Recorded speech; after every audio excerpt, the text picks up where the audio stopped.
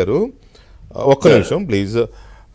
విక్రమ్ గారు, ఇవాళ విజయసాయి రెడ్డి గారు ఇంతకు ముందు కూడా మాట్లాడారు, కానీ ఇవాళ ఇంకొంచెం ఎక్స్టెన్సివ్గా ఇంకొంచెం డీటెయిల్డ్గా చెప్పారు ఈ లిక్కర్ స్కామ్ గురించి.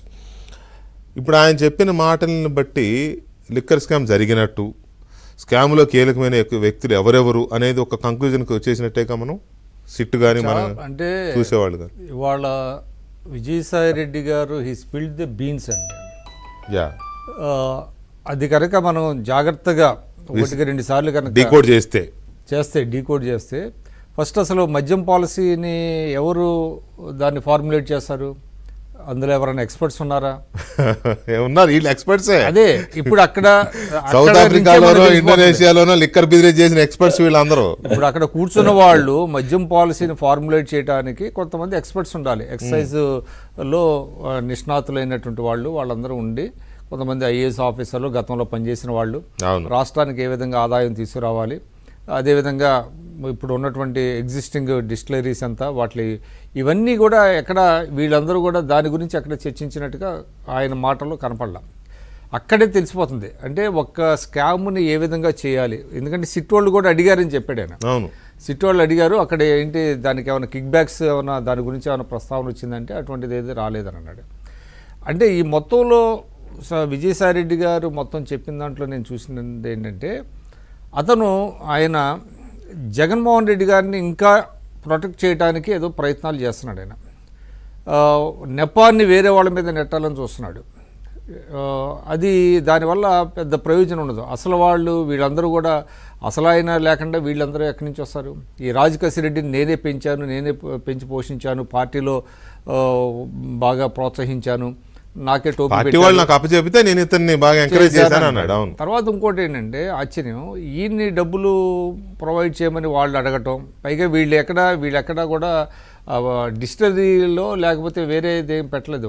వాళ్ళు ఏంటంటే ఆ లిక్కర్ని అంటే దాన్ని ఏమంటారు డిస్ట్రిబ్యూట్ చేశారు అంతే ఆ డబ్బుతో. ఈయన అంటే బ్యాంకర్స్ అప్రోచ్ అవ్వకుండా ఈయన వేరే ప్రైవేట్ వాళ్ళ ద్వారా ఇప్పించడం ఫ్యామిలీ మెంబర్స్ ఎలా ఇప్పించాడు,